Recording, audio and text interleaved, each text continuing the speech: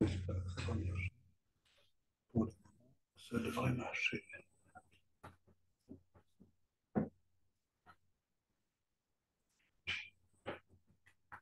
Oui, pas.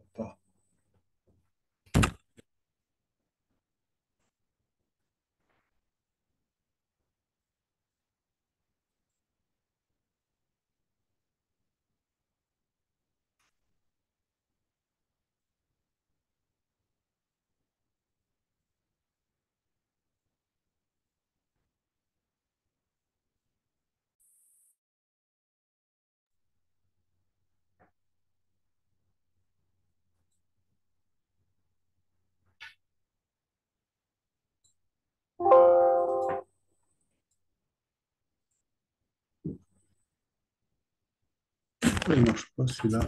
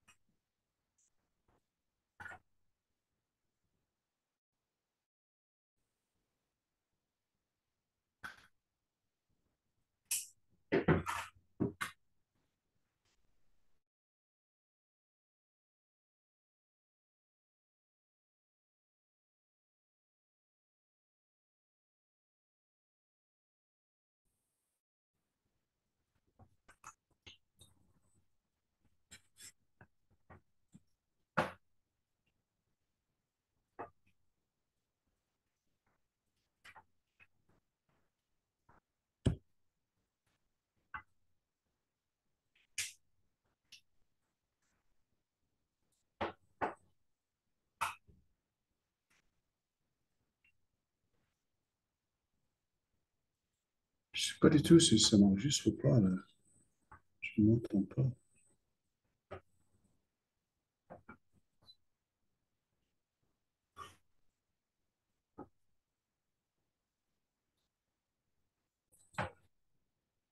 Ok, c'est bien.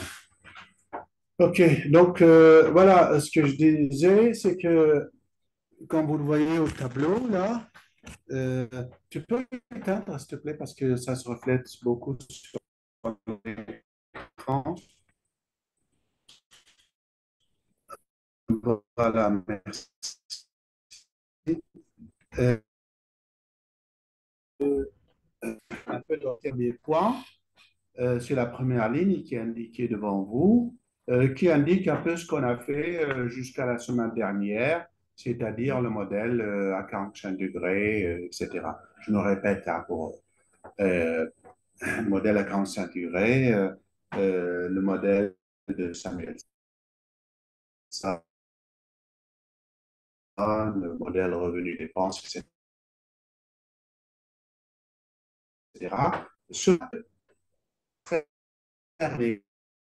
très simple avec euh, uniquement la sphère réelle, on peut déjà obtenir des résultats keynésiens qui s'opposent totalement au modèle néoclassique. C'est ça le but de ce modèle qu'on a fait la semaine dernière. Euh, Là, les résultats, avant l'enregistrement, je viens de vous les citer. C'est le fait que, contrairement à un équilibre néoclassique où il n'y a pas de chômage, ou s'il y a du chômage, c'est du chômage volontaire, alors chez ou dans ce modèle keynésien simple, le premier, là, on a trouvé la semaine dernière qu'il y a du chômage. C'est un équilibre de sous-emploi. Le point E qui est indiqué ici. Le point E qui est indiqué là-bas, c'est équilibre, mais sous-emploi. Donc ça, c'est déjà un résultat, parce qu'il s'oppose totalement au néoclassique. On a un autre résultat, c'est que l'intervention de l'État, quand elle fait déplacer la droite oblique, qui n'est pas la 45 degrés dans le schéma, quand elle monte vers le haut,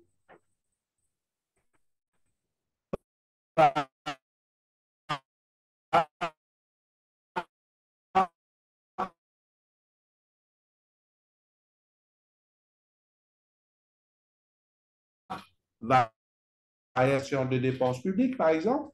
Bien sûr,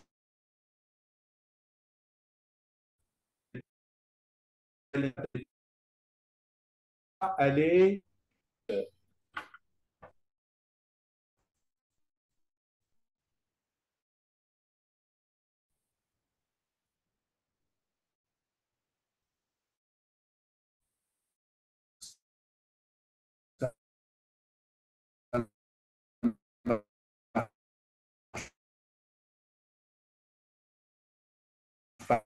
ainsi dans le modèle keynésien. Et donc, euh,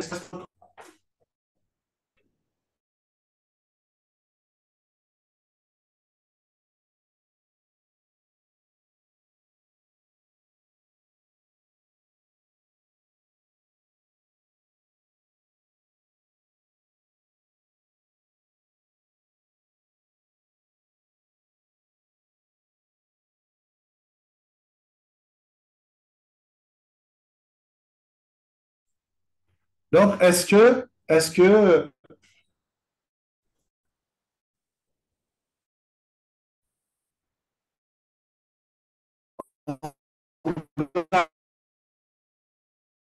de ces résultats, est-ce qu'il y en a d'autres? Qu'est-ce qu'il en est par ce modèle? Fois,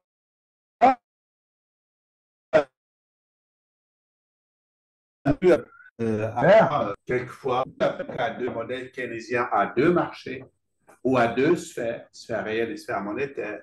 La sphère réelle, c'est IS. Vous savez bien que I et S, ce sont des variables réelles. Ce n'est pas de la monnaie. C'est pas de.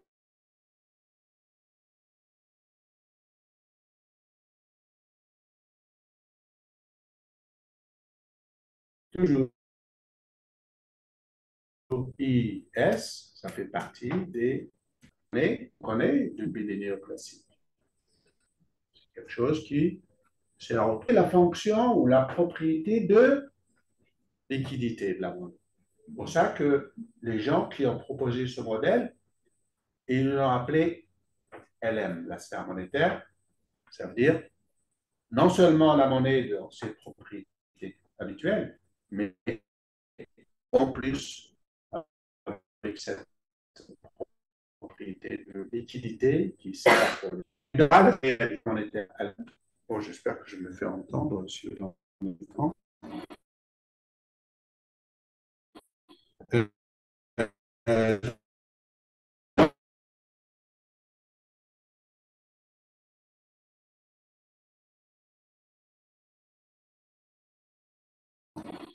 donc, on a le modèle avec les deux sphères.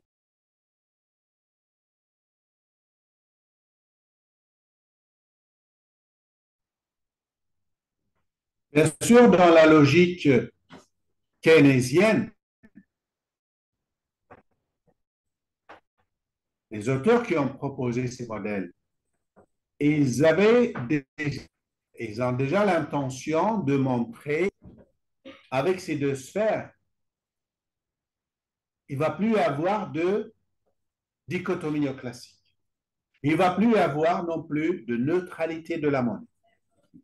Pour la raison que j'ai expliquée hier.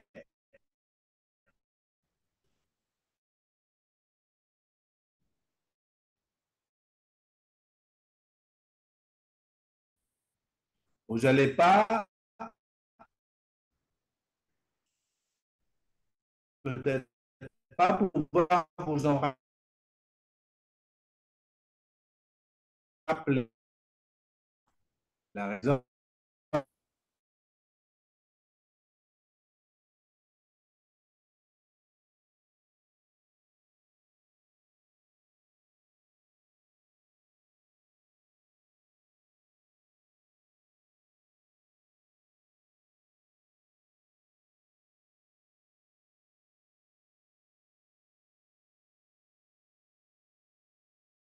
Lui, une variable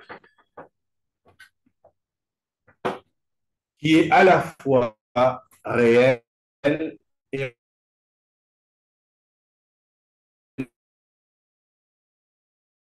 monétaire.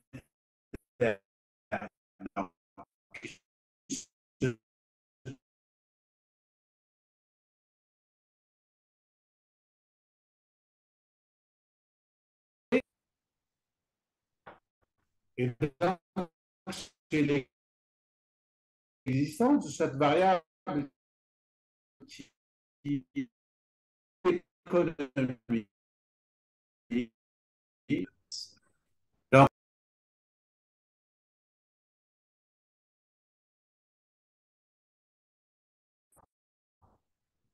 on perd déjà, euh,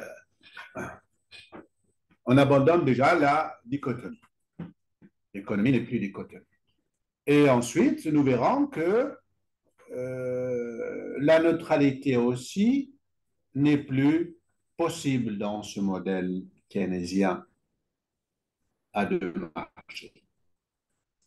Eh bien, comme vous avez devant vous, à gauche, là, vous avez la partie IS du modèle keynésien. La partie IS, vous avez un marché des biens et services. Vous savez très bien que une économie en équilibre veut dire, rappelez-vous, on a expliqué ça dans quel chapitre?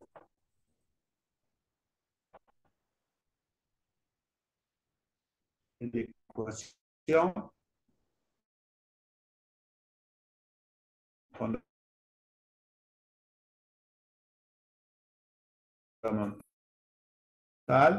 du cercle.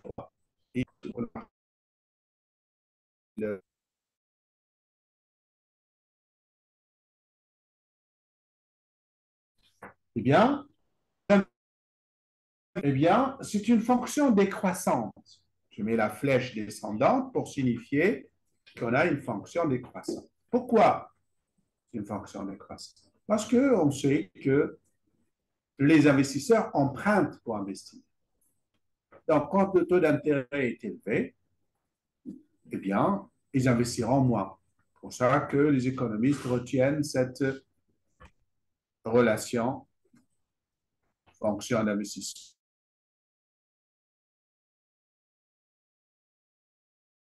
qui est décroissante. Bien sûr, les qui financent l'investissement. L'épargne, c'est les gens qui épargnent. Ils épargneront d'autant plus que le taux d'intérêt est élevé. Donc, au contraire, c'est une relation.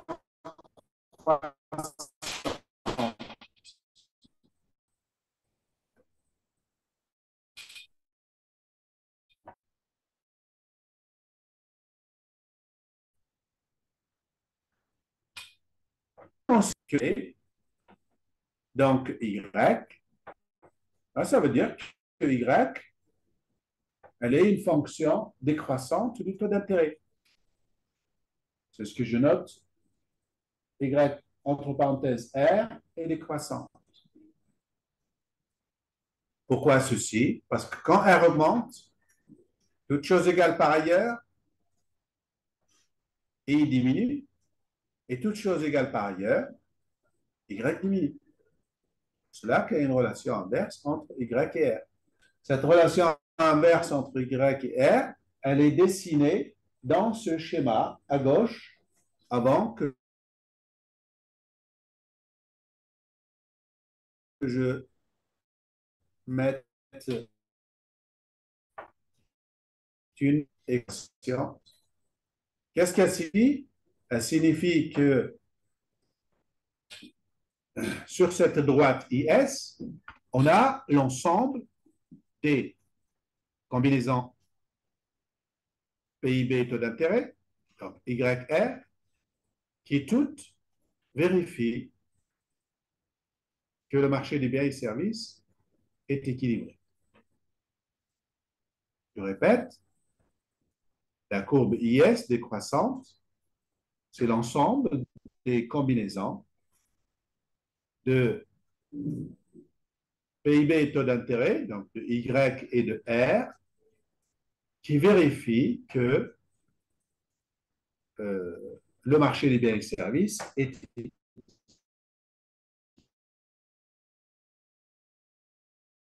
équilibré. Ça veut dire et qui est l'instant. Quand R augmente l'investissement et donc, c'est pour cela qu'on qualifie cette droite IS comme des points où l'économie, où le marché des biens et services est équilibré, c'est-à-dire I égale à S. C'est ça qu'on appelle IS d'ailleurs. Voilà la première relation. Parce que le modèle ISLM, c'est un modèle dans lequel il y a deux relations. Une relation IS qui traite de conditions d'équilibre dans la sphère réelle et une relation LM. On va essayer de regarder.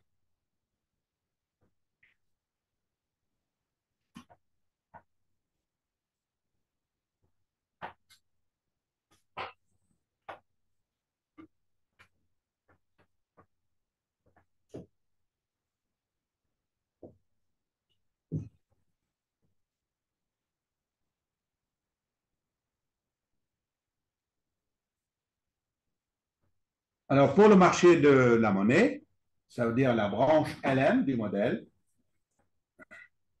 on va montrer qu'elle est croissante. Et ensuite, on expliquera comment est utilisé le courbe IS et LM dans la théorie keynésienne. Donc, tout d'abord, le marché de la monnaie, on a dit que c'est de la demande de monnaie pour deux raisons. Une première raison, c'est à la fois les transactions et les précautions. On a dit que Keynes distingue trois raisons ou trois motifs de demande de monnaie. Le premier motif, c'est le motif de transaction qui augmente avec le revenu. Et le deuxième motif, c'est le motif de précaution. Lui aussi augmente avec le revenu. Et vous avez une raison, troisième motif, d'après Keynes, qui explique pourquoi on a besoin, d'après lui, un motif de spéculation. Alors, comment fonctionne ce motif de spéculation?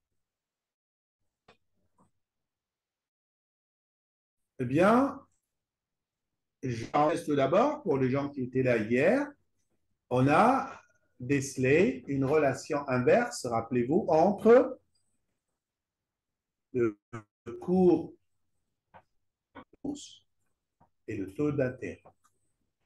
Quand le taux d'intérêt augmente, les cours en bourse baissent. Cette relation, elle est, je l'ai expliqué hier, elle est tout à fait évidente et facile pour les bons du Trésor, donc les obligations d'État, mais elle est prolongée, je ne vais pas m'attarder beaucoup là-dessus, prolongée pour tous les actifs, autres actifs bénéfices sur les annonces. Sous certaines conditions, bien sûr, mais c'est comme ça que les économistes retiennent l'idée de la relation entre taux d'intérêt et euh, les cours en bourse.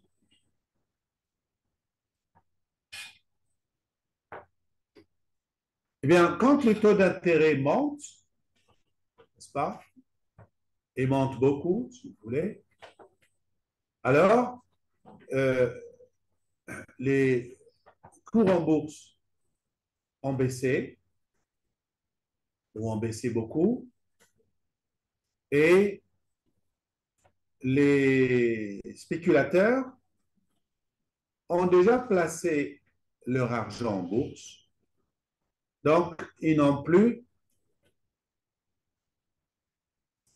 besoin de monnaie pour la spéculation. Et toute leur monnaie, elle est demandée pour les transactions. Ça veut dire qu'ils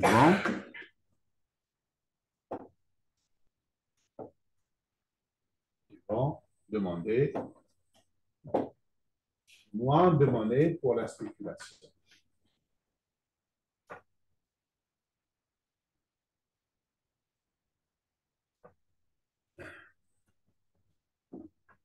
Donc, s'ils demandent moins de monnaie pour la spéculation, ça veut dire que toute leur demande de monnaie va être consacrée aux transactions. Alors ici, les économistes keynésiens disent que dans ce cas-là, pour que le marché de la monnaie, cette relation, elle concerne le marché.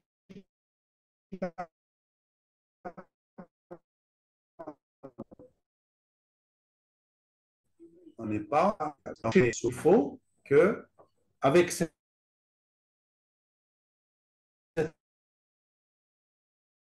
augmentation, il faut que le PIB augmente aussi, soit au montant du revenu. Comme cette monnaie a augmenté, qui est consacrée aux transactions, il faut que le revenu ou le PIB augmente aussi. Donc, pour que le marché de la monnaie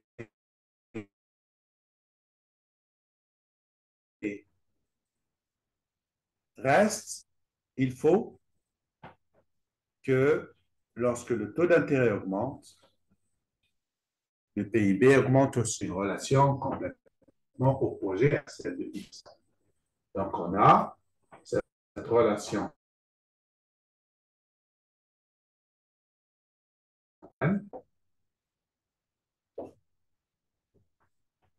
On a cette relation LM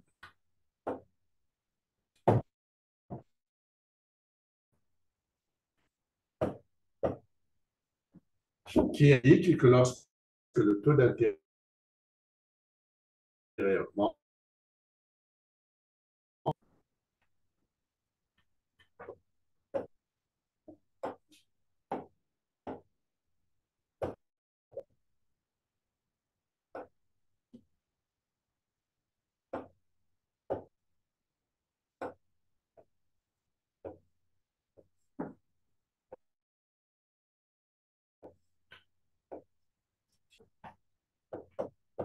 donc je dis il faut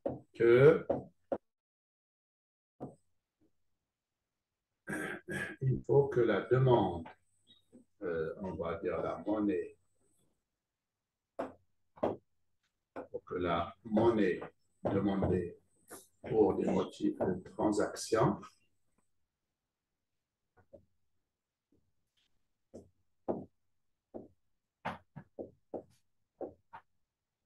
qu'elle augmente. Je vais noter en rouge.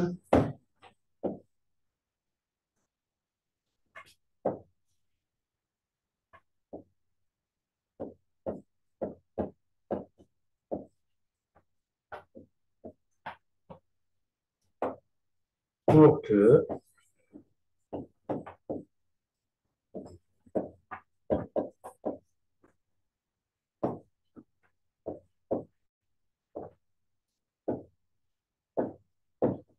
voilà. J'ai tout écrit là. Donc ça veut dire que lorsque le taux d'intérêt augmente,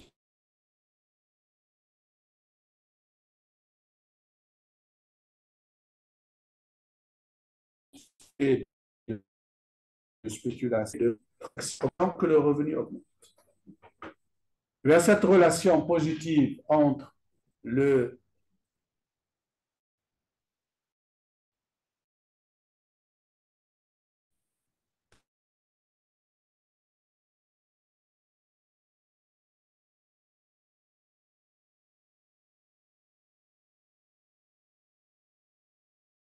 taux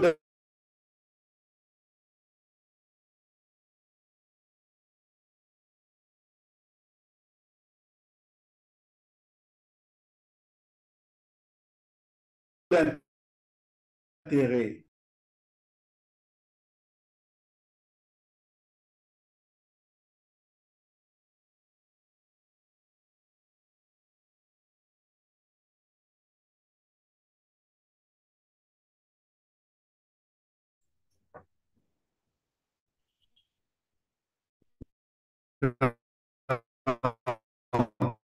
j'ai dit que LM qui est le schéma de droite, elle représente l'ensemble des couples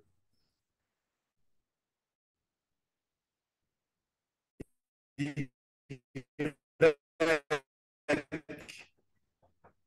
R libres sur le marché de la monnaie. C'est-à-dire les conditions d'offre et de demande de monnaie. L'offre de monnaie de la Banque centrale et la demande de monnaie des agents économiques pour la croissance, elle représente tous ces points d'équilibre sur le marché de la monnaie. Les points sont des couples YR. Donc, au total, le schéma de gauche, on a à la fois IS et LM. Et comme l'une est croissante en R et l'autre est décroissante en R, ben, ils concluent, ils en tirent si vous voulez, un résultat automatique, deux courbes qui sont monotones et l'une est croissante et l'autre décroissante d'une même variable, n'est-ce pas? Ça veut dire que ces deux équations, ces deux droites simultanées, elles ne peuvent avoir qu'un seul résultat, un seul point d'intersection. Je vais noter ici ce point d'intersection qui est Y et taux d'intérêt. Ben, ce couple unique R et Y, sous-emploi, eh bien, lui aussi, on va l'appeler, comme on l'a appelé dans le modèle à un seul marché, on va l'appeler E comme équilibre keynésien de sous-emploi.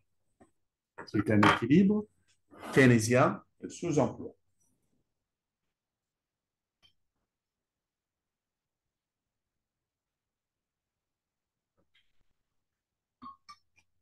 Pourquoi est-il de sous-emploi? Parce que rien ne garantit que ces deux droites, ces deux courbes, IS et LM, se croisent en un point qui serait un point qui serait un équilibre de plein emploi. Rien ne le garantit. On va dire, le plein emploi serait peut-être là.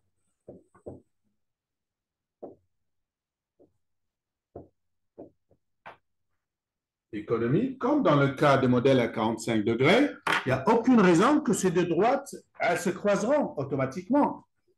Mais rien ne garantit qu'elles se croiseront en un point de plein emploi, mais plutôt en un point de sous-emploi keynésien, c'est-à-dire avec du chômage, un chômage qui en plus n'est pas volontaire, comme le disaient les néoclassiques.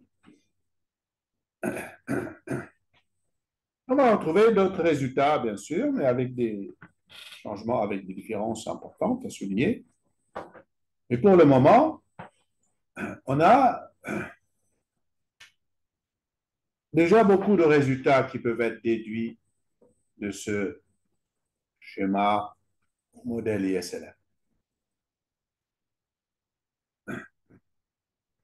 En plus des résultats qu'on a trouvés dans le modèle à un seul marché, vous avez ici un modèle dans lequel, bien sûr, l'intervention de l'État, regardez bien, regardez ici, on va peut-être le dessiner sur un autre tableau, on va le dessiner sur un autre tableau. On va prendre, non, c'est pas bon ça, on va prendre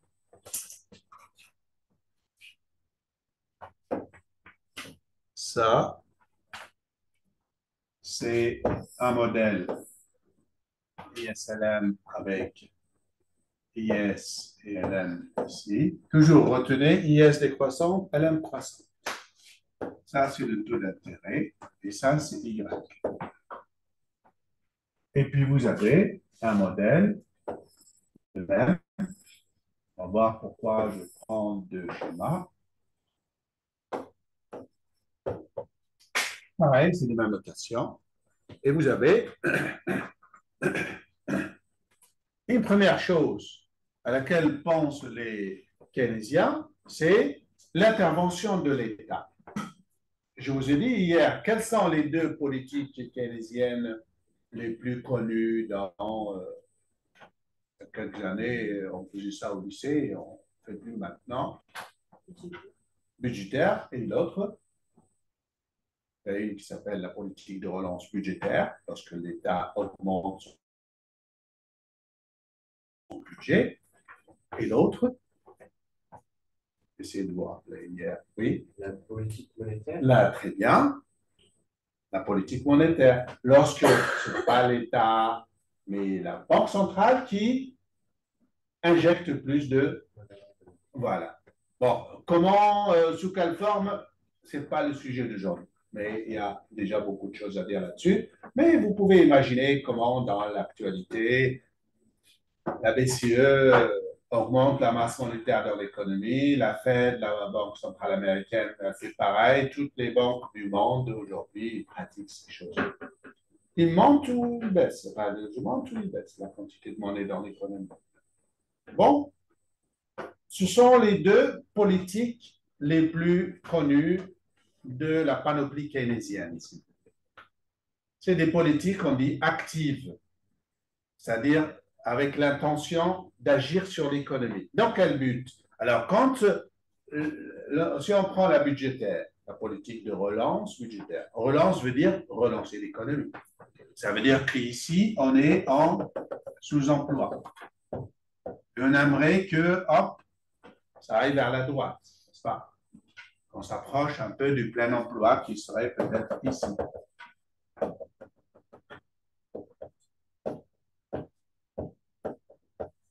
D'accord? La politique budgétaire consiste à augmenter les dépenses publiques. Et les dépenses publiques, elles font partie de la demande globale, n'est-ce pas? C'est ce qu'on appelle dans les notations du chapitre sur le circuit, on l'a appelé G, n'est-ce pas? C'est ça les dépenses publiques. Dans l'équation, Y égale C plus I plus G, G c'est les dépenses publiques. Et bien sur cette dépense publique, l'État décide de l'augmenter, doubler par exemple. Donc, il y aura un G plus élevé, dépenses publiques plus élevées, et ça va agir sur IS. Ça ne va pas agir sur LM, parce que G, ce n'est pas de la monnaie. C'est des dépenses réelles. L'État construit une autoroute, construit un aéroport, construit des écoles, construit des choses qui, lorsque ces dépenses sont effectuées, ces dépenses se propagent dans toute l'économie. Et ça permet de réactiver la machine, parce qu'on va supposer que l'économie est en berne à ce moment-là, le commerce ne marche pas bien, etc. Donc, ça va déplacer IS vers le haut. Déplacer IS vers le haut, c'est ça qui va donner à la fois une augmentation du PIB, ouais, donc Y prime, toujours de sous-emploi, mais un peu moins de sous-emploi que tout à l'heure. Ça veut dire que ça, c'est une augmentation du PIB. Mais elle a l'inconvénient, cette politique, d'augmenter aussi le taux d'intérêt. Elle s'accompagne, comme on dit, d'un effet non désiré d'augmentation du taux d'intérêt. Mais le fait est que déjà le PIB augmente, c'est-à-dire le chômage baisse. Y prime, supposons.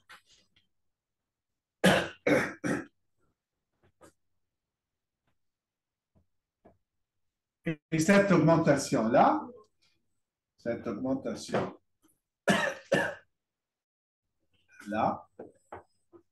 c'est delta G. C'est l'augmentation des dépenses publiques. Donc, si vous voulez, delta G a impliqué delta Y. Donc, delta G implique delta Y, mais qui est supérieur à delta G. Ça veut dire que delta Y sur delta G, c'est quelque chose de supérieur à 1 et qu'on appelle multiplicateur.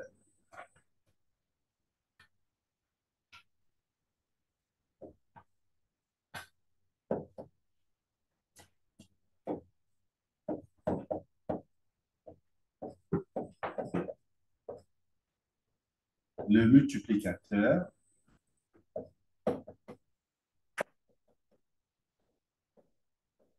keynésien, on appelle, ou budgétaire.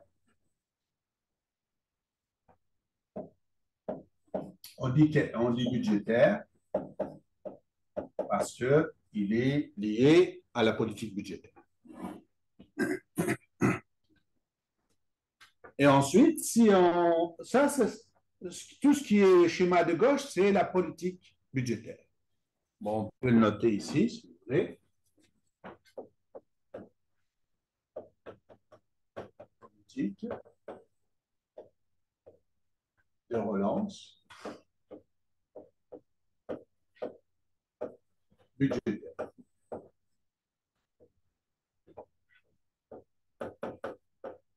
Et ici, on va parler de politique de relance monétaire.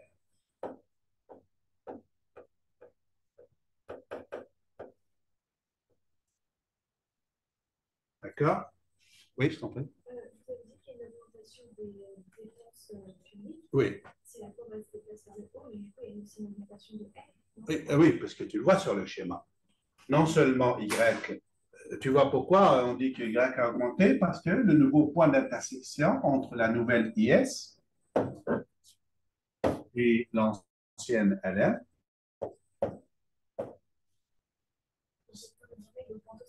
bah, tu le vois ou pas?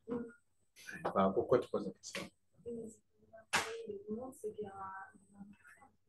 Oui, c'est pour ça que j'ai dit J'ai dit que c'est une bonne question, hein, ce que tu poses là. C'est pour ça que je dis c'est un effet secondaire, un effet non désiré. Mais toi, tu es en train de dire, bah, si le taux d'intérêt a augmenté, bah, c'est censé peut-être réduire le PIB. Tu n'as pas tort. Mais je vous demande de réfléchir un peu plus pour savoir quelle est l'explication à ta question qui est intelligente. Question, une bonne question. Je te remercie de la poser.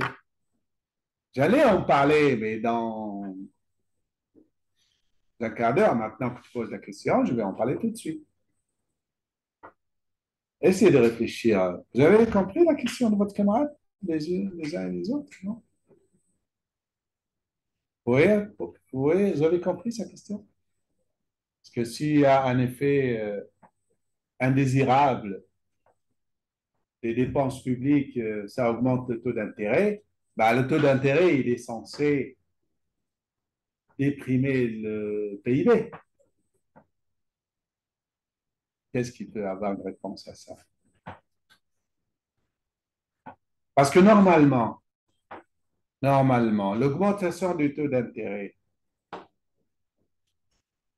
elle a pour conséquence de réduire l'investissement des entreprises. Et c'est ça qui, dans le modèle, attention, suivez bien parce que c'est très délicat cette question. Dans le modèle néoclassique,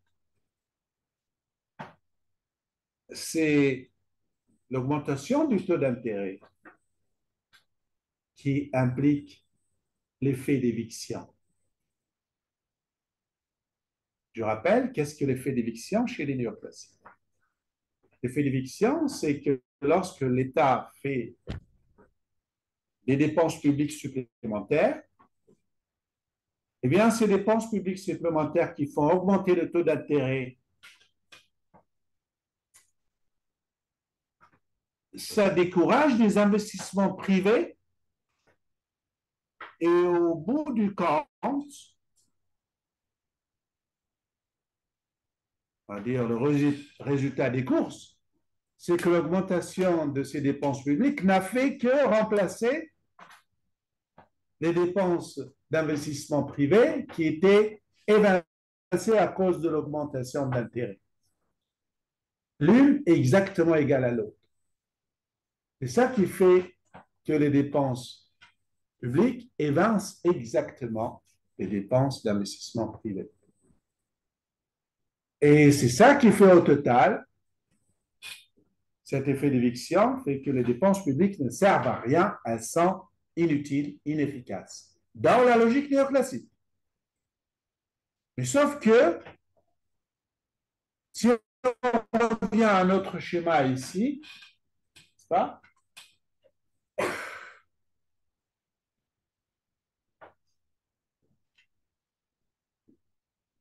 Donc, vous allez regarder le schéma, et tu vas trouver la réponse à ta question.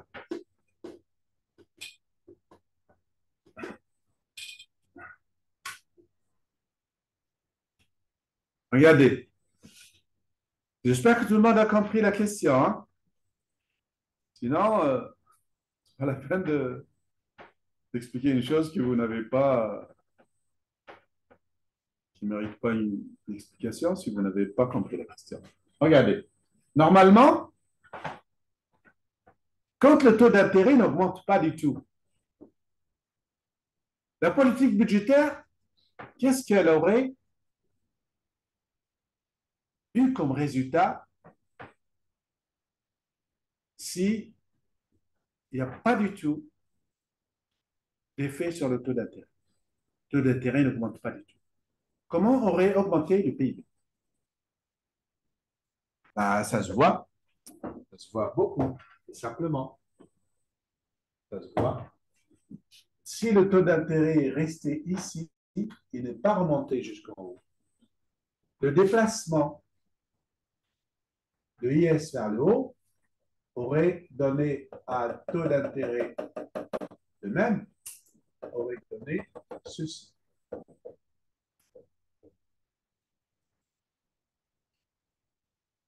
On aurait obtenu une beaucoup plus grande variation, augmentation du PIB.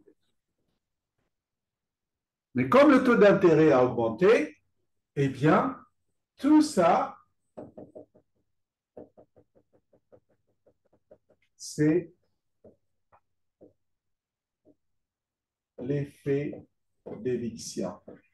Ça veut dire que l'effet d'éviction existe là aussi, mais l'effet total dépasse l'éviction. Et au final, on gagne quand même. Ça veut dire que dans le modèle néoclassique, l'éviction se fait totalement. Les investissements privés sont, les investissements publics remplacent totalement les investissements privés. Ça veut dire que si l'État dépense 1 milliard de plus de dépenses publiques, il y aura 1 milliard de moins de découragement des investissements privés pour cause d'augmentation. Je m'étais éloigné du micro. Je répète pour le micro. Donc, j'ai dit que dans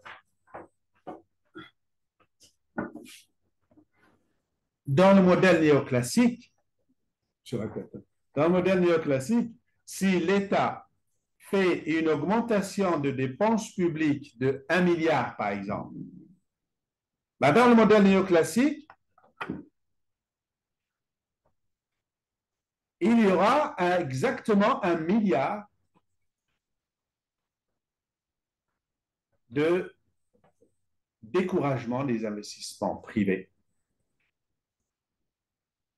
Et au bout du compte, l'éviction est totale. Il n'y a aucun effet sur le PIB. Alors que dans le modèle ISLM, il y a éviction quand même parce que le taux d'intérêt augmente. Mais c'est une éviction qui n'est pas totale. Dans le schéma, vous voyez que l'éviction, c'est le passage en pointillé bleu sur la courbe IS', où on voit que le PIB se contracte, recule. Mais les dépenses publiques ne remplacent pas totalement les dépenses privées. Ils remplacent une partie seulement. Et donc, il reste un effet réel sur l'investissement privé, qui n'est pas totalement découragé, et donc un effet réel sur le PIB, malgré cette augmentation du taux d'intérêt.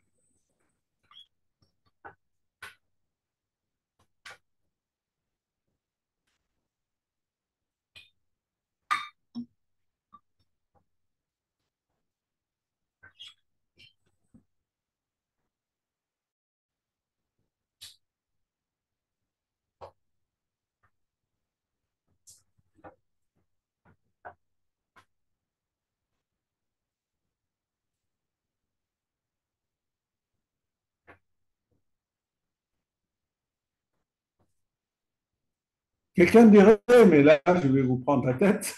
Quelqu'un dirait, alors, mais pourquoi, pour quelle raison elle est que partielle, cette éviction?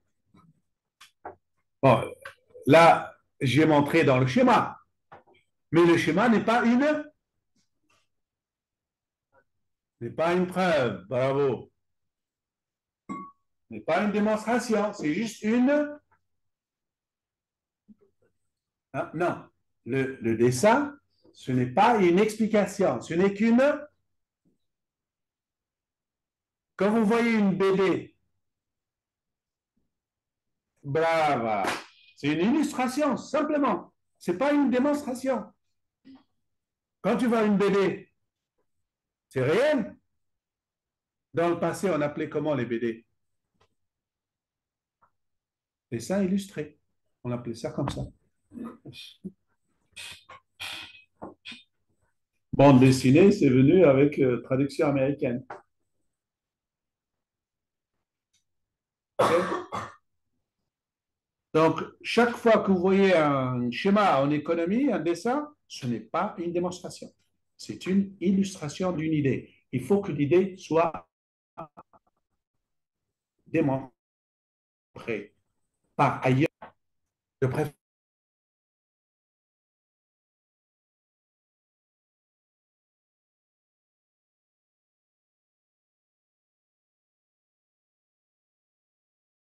préférence en français. Rien.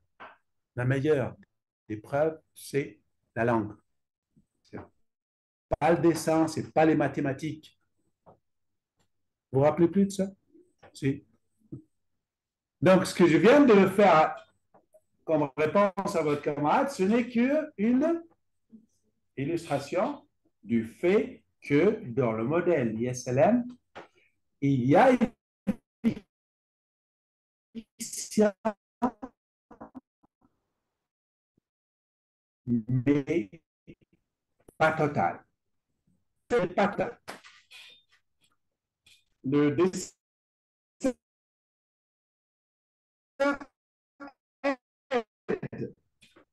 intuition.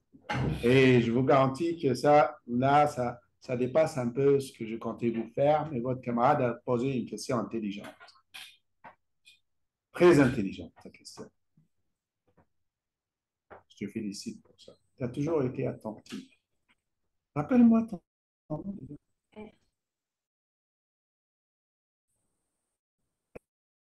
R, oui, ça y est. R comment? Ah, Nissa. Nissa. Nissa. Je te remercie pour cette question. Ça montre que tu suis depuis le début et que tu es intelligente. C'est bien, c'est bien. Je suis content quand je vois les étudiants aller plus loin qu'écrire et tout, etc. Bon, je vais vous dire un petit peu l'explication économique, sans dessin, sans rien, mais elle n'était pas dans mon intention de la faire. Si vous comprenez qu'à moitié, doesn't matter. OK? Parce que ce n'était pas dans mon...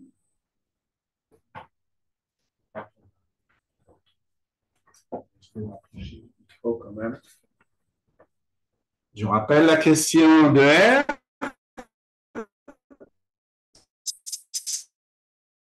C'est que, bon, on voit dans le schéma, mais ce n'est pas. Eh bien, ça vient du fait simplement que, vous voyez la courbe LM, la courbe LM, si elle est plus couchée, il y aura encore moins d'éviction. Si elle est verticale, il y aura éviction totale. Si vous ne voulez pas parler de ça, ce n'est qu'une manière de attiser votre comment dire, intuition. Mais voilà l'explication que je vais vous donner.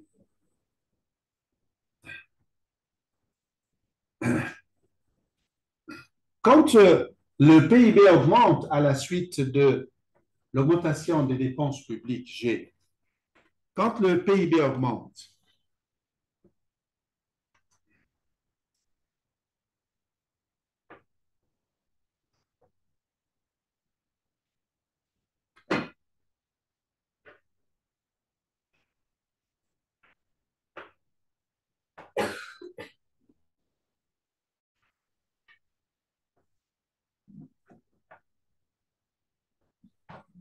quand le PIB augmente, ça veut dire qu'on a besoin de plus de monnaie pour ce PIB. Donc, on a plus de monnaie de transaction, on a besoin de plus de monnaie de transaction. Tu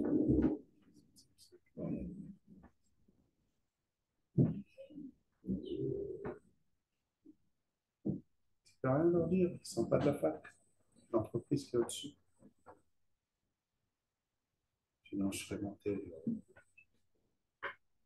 défoncé. Ouais. Cet immeuble il leur appartient. Là où nous sommes, c'est à eux. Donc,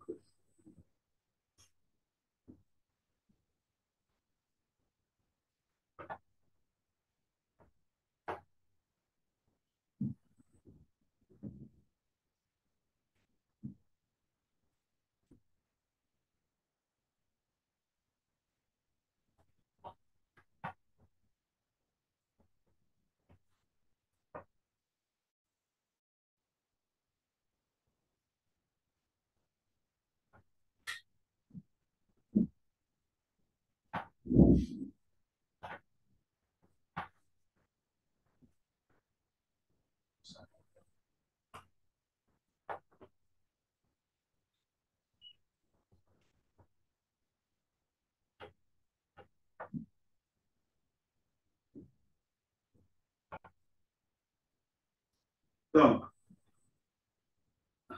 quand le PIB augmente à la suite des dépenses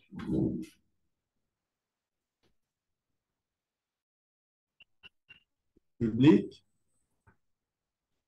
on a besoin de plus de monnaie pour les transactions.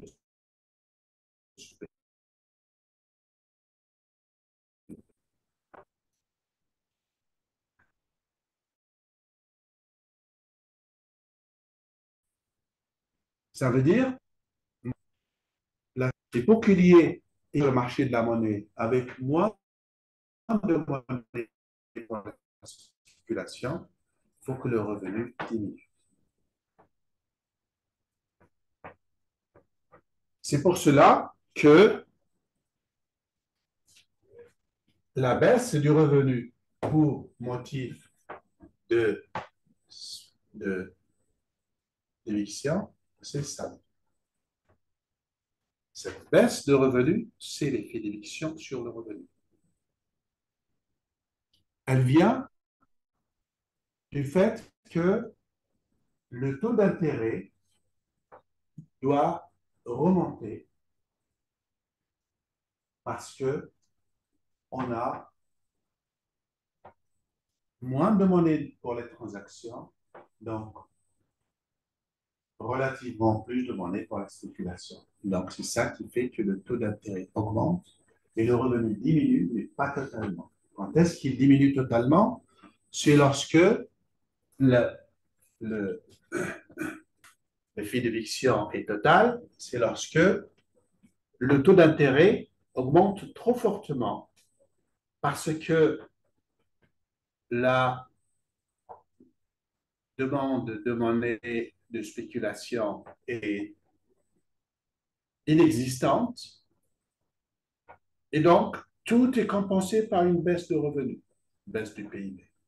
Ça se produit, pour aider un peu votre intuition, ça se produit lorsque LM est verticale.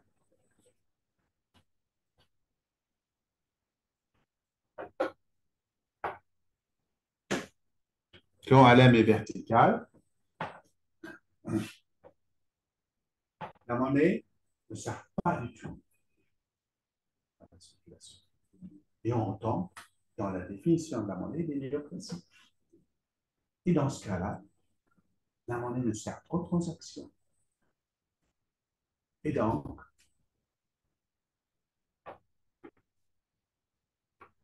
l'effet d'édition est entier, total.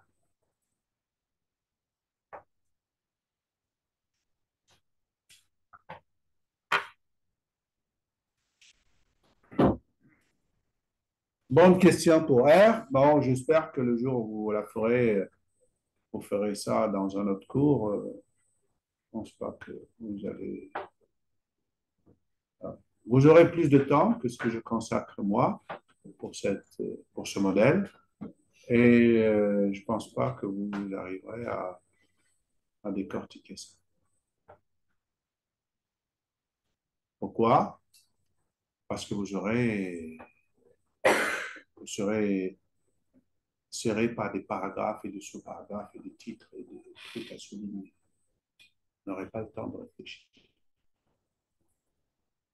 Vous devez apprendre ce qu'on vous dit. Une question comme celle-là sera très, très malvenue le jour où il faudra ce modèle. Donc, faites attention. Donc, voilà, si vous voulez, ces deux modèles, pardon, ces deux politiques de relance. J'en profite pour dire qu'il y a à cause de cette, encore très bien, R, à cause de cette éviction, même qui n'est pas totale, il y a éviction quand même un peu, n'est-ce pas? Et elle est d'autant plus grande, cette éviction, que LM est verticale, n'est-ce pas? Ça veut dire que le taux d'intérêt, quand il varie, n'a pas d'effet sur la demande de monnaie ou de spéculation en particulier. Je ne vais pas rentrer dans ce détail, mais les économistes, bon, pardon, ce n'est pas les économistes, c'est les banquiers centraux au début des années 60. Ça, ce n'est pas les économistes, c'est les banquiers centraux au début des années 60. Ils ont proposé au gouvernement de... Ah ben, je n'ai pas fait le politique monétaire, je ne vais pas en parler avant de... Non, non, je ne vais pas en parler tout de suite, excusez-moi. Je suspends, je fais la politique monétaire et ensuite je vous explique ce que je comptais faire. La politique monétaire, qu'est-ce qu'elle consiste à faire? Bon, vous avez compris, hein, elle consiste à faire quoi? Déplacer non pas IS,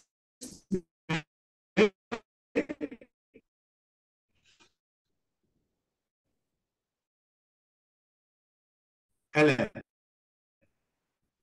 Ça veut dire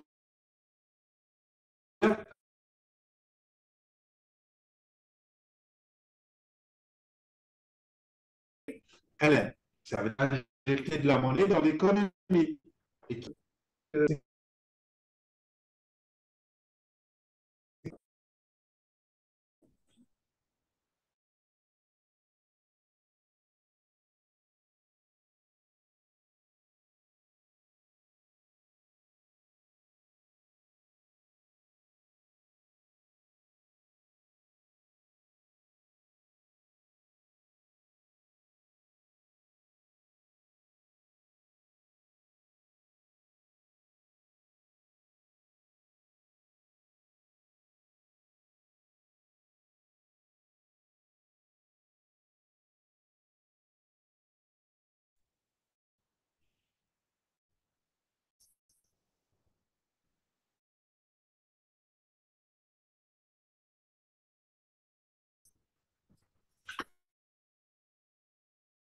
voilà.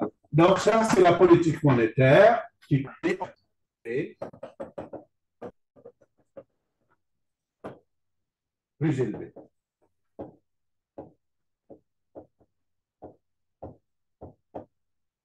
Et ça, c'est l'augmentation détaillée. Pareil, on a le même multiplicateur, mais cette fois, implique delta Y sur delta M égale K supérieur à 1, qu'on appelle le multiplicateur, comment on l'appelle? Voilà, monétaire. Multiplicateur monétaire. OK? Ça, c'est le langage que vous voyez dans les journaux. Tout ça. Mais vous avez remarqué, qu'est-ce que tu remarques, R, ici? Du taux d'intérêt. Très bien. Il y a une baisse du taux d'intérêt. Alors,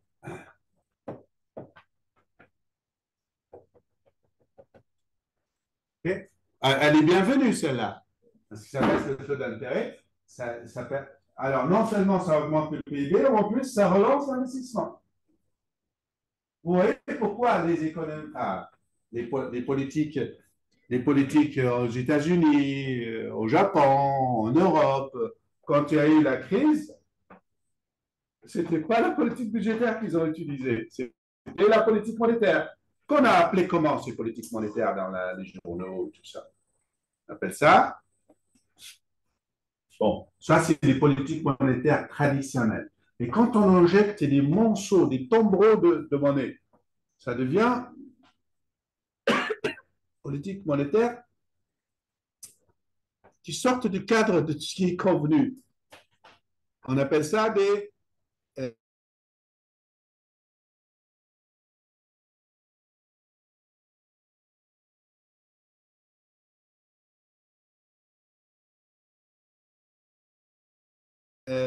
comment on appelle? En anglais, on dit quantitative. Oui, quantitative easing. Quand ça dépasse, quand delta M dépasse les sommes convenues, habituelles, on parle de QE. Il y en a eu beaucoup de QE. Quantitative easing. Euh, comment? Ah, ok. Je finis une phrase. Donc, regardez la phrase que j'allais finir. C'est, tu vois, R ici, quand cette politique-là, elle fait baisser le taux d'intérêt, donc les banquiers centraux, c'est la chose que j'allais rajouter. Les banquiers centraux ont dit au gouvernement, puisque vous avez des effets d'éviction, même si ce n'est pas total, ben écoutez, quand vous faites, vous, une politique budgétaire, nous vous proposons de l'accompagner avec une politique monétaire qui annule l'effet d'éviction. Donc, vous aurez, si c'est une politique monétaire qui l'accompagne, comme ceci, voilà.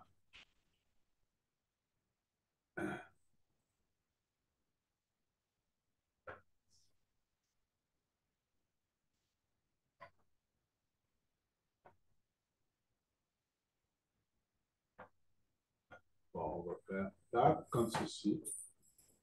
Comme ceci, par exemple.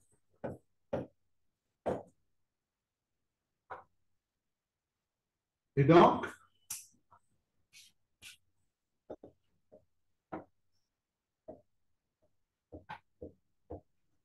qu'est-ce que ça fait?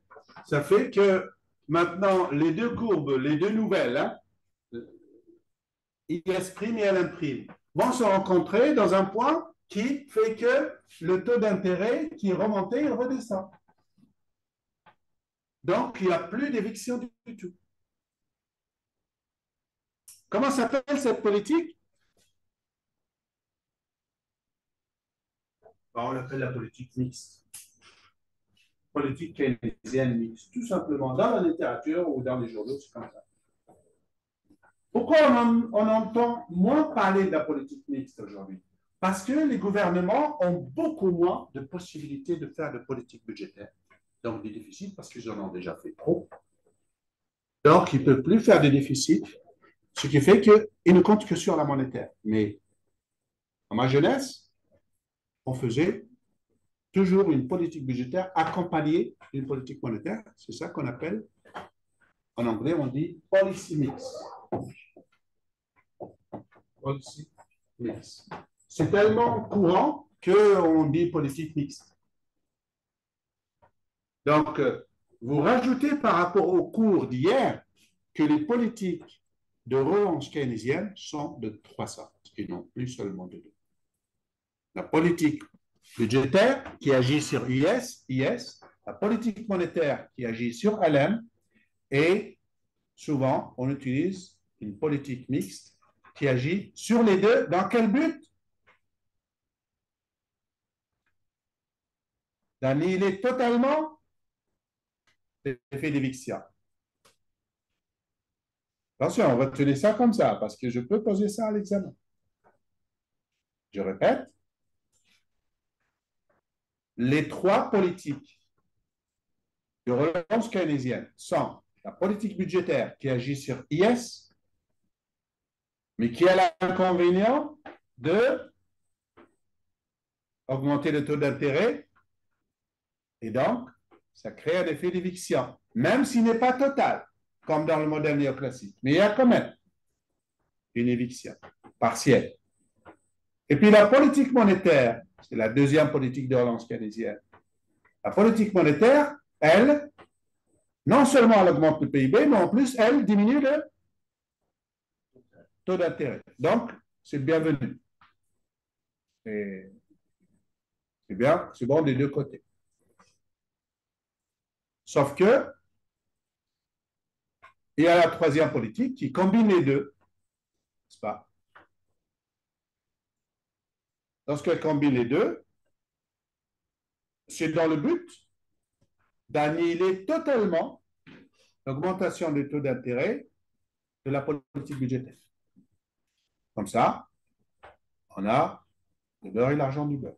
On a le PIB et le taux d'intérêt qui restent stables. Ça s'appelle la politique mixte.